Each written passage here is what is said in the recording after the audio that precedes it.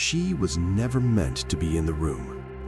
A real-life story inspired by Esther. By morning, hundreds of people would lose their jobs. Families would be shattered. Dreams would collapse. And only one woman knew.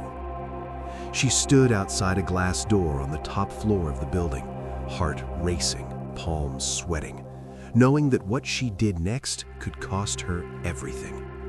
She was never meant to be in that room. Her name was Esther. Not a queen, not powerful, not important, at least not on paper.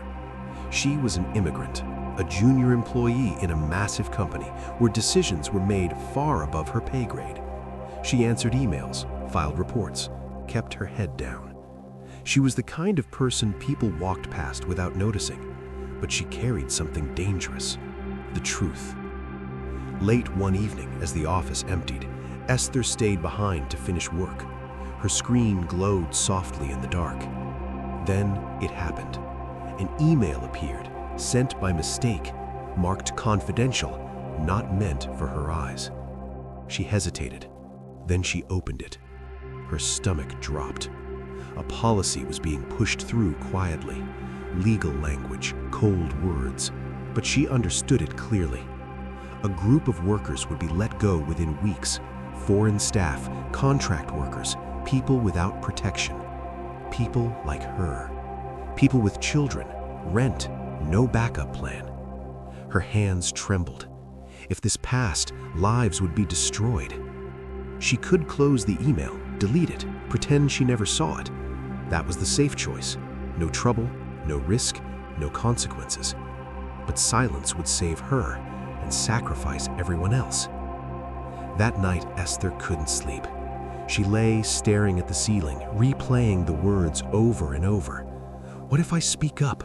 What if they fire me? What if I lose my visa? Fears spoke loudly. Then another voice rose quietly in her heart. What if you were placed here for this moment? She remembered her uncle, the man who raised her, telling her years ago, sometimes God doesn't give you a title, He gives you timing. The next morning, she stood outside the executive floor. Security doors, glass walls, powerful people inside.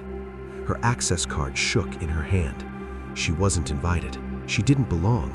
She could be escorted out. Her heart pounded. This was her "if I perish moment," and she stepped forward. The meeting stopped when she entered. Heads turned, brows furrowed. Someone whispered, "Who is she?" Another voice said, "She shouldn't be here." Her throat tightened, but she spoke.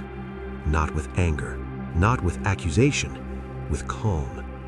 She explained the email, the consequences, the people who would be affected. Her voice shook, but she didn't stop.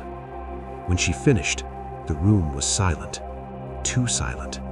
Her heart sank. This was it. Then the chairman spoke. "Sit down." Her chest tightened, but then he added, "Tell us exactly how this impacts them." And everything changed. Questions followed. Documents were pulled up. Voices shifted. What had been rushed slowed. What had been hidden surfaced. By the end of the meeting, the policy was paused. An investigation was ordered. Within weeks, the plan was canceled. Leadership was restructured. Jobs were saved. Families stayed whole. No press release mentioned her name. No award ceremony followed. But lives were spared. Esther didn't walk away untouched. Whispers followed her. Doors closed quietly. Opportunities slowed. But she slept in peace. She had done what was right, not what was safe. Like Esther in the Bible, she wasn't chosen because she was powerful. She became powerful because she chose courage. She didn't change history with force. She changed it by showing up. You may feel unseen, unqualified, outnumbered, but moments will come when silence is easy and courage is costly. When that moment comes, stand, speak, trust God, because sometimes you are placed exactly where you are for such a time as this. Like and subscribe for more stories about courageous women in the Bible.